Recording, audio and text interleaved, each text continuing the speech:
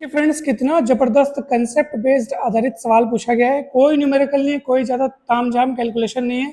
Concept clear रहेगा तो आप तुरंत इस सवाल को बना लोगे दोस्तों। नीट जेई जैसे एग्जाम में ये क्वेश्चन आता है, पीटी जैसे एग्जाम में ये क्वेश्चन आता है दोस्तों। आवेश -50 ई की एक बॉल को एक खोखले गोले के केंद्र पर रखा है जिसका कुल आवेश -50 ई है। खोखले गोले के बाह्य पृष्ठ पर आवेश कितना होगा? जबरदस्त क्वेश्चन दोस्तों, ध्यान से देखिएगा। आवेश मना -50 की एक बॉल को, यानी एक बॉल है जिसका आवेश है -50 ई, इसको एक खोखले गोले के केंद्र पर रखा है। ये खोखला गोला है, उसके केंद्र पर बॉल को रखा है। अच्छा, खोखले गोले का आवेश कितना है? ये भी -50 ई है। तो देखो होता क्या है, यहाँ पर होगा स्थिर विद्युत प्रेरण की घटना, यानी इलेक्ट्रोस्टैटिक इंडक्शन, कि जब एक आवेशित पदार्थ के समीप दूसरा अनावेशित पदार्थ ले आए थे। अब आप कहेंगे सर आप इसको अनावेशित क्यों कह रहे हो? क्योंकि जो खोखला गोले को जो आवेश दिया वो तो बाहरी पृष्ठ पर है ना, बाहर तरफ है ना, अंदर वाले पृष्ठ पर आवेश नहीं है ना, तो अंदर वाला हिस्सा तो अनावेशित है।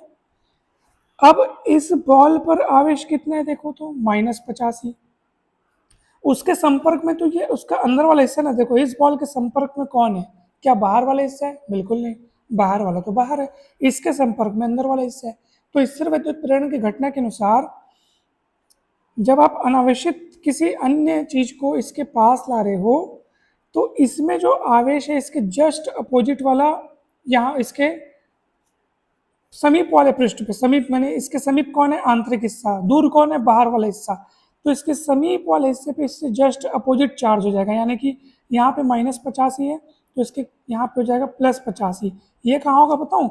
इस खोखले गोले के अंदर वाले पृष्ठ पे जस्ट इसका अपोजिट चार्ज आ जाएगा, और इसका अपोजिट वापस आ जाएगा इसके बाहरी पेज पे, मतलब बाहरी पृष्ठ पे।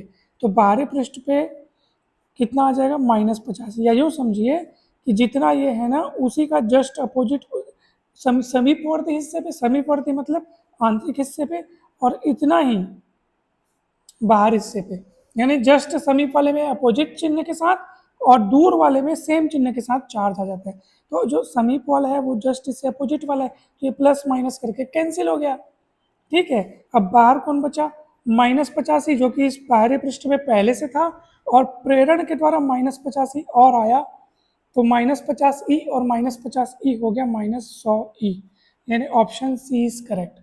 तो स्थिर विद्युत प्रेरण की घटना हुई है दोस्तों यहाँ पे। ठीक है, आप सभी को पता होगा स्थिर विद्युत प्रेरण अर्थात इलेक्ट्रोस्टैटिक इंडक्शन।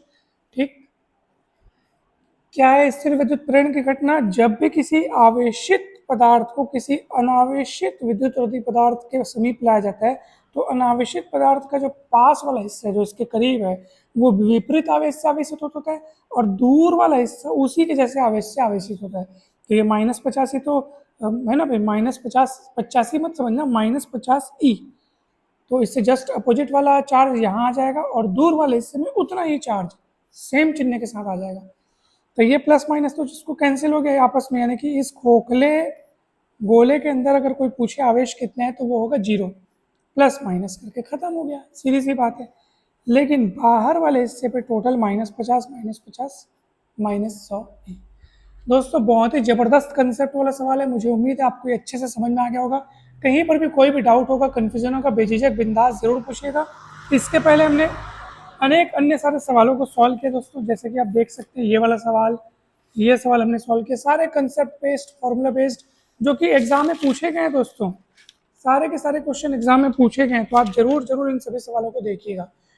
मैथ्स, फिजिक्स और केमिस्ट्री की संपूर्ण तैयारी के लिए ये चैनल आपको बहुत काम आएगा। चाहे आप किसी भी कॉम्पिटेटिव एग्जाम की तैयारी कर रहे हो तो चैनल को अवश्य सब्सक्राइब करें, वीडियो को लाइक एवं शेयर जरूर करें। धन्यवाद, जल्दी मिलते हैं अपन नेक्स्ट वीडियोज में।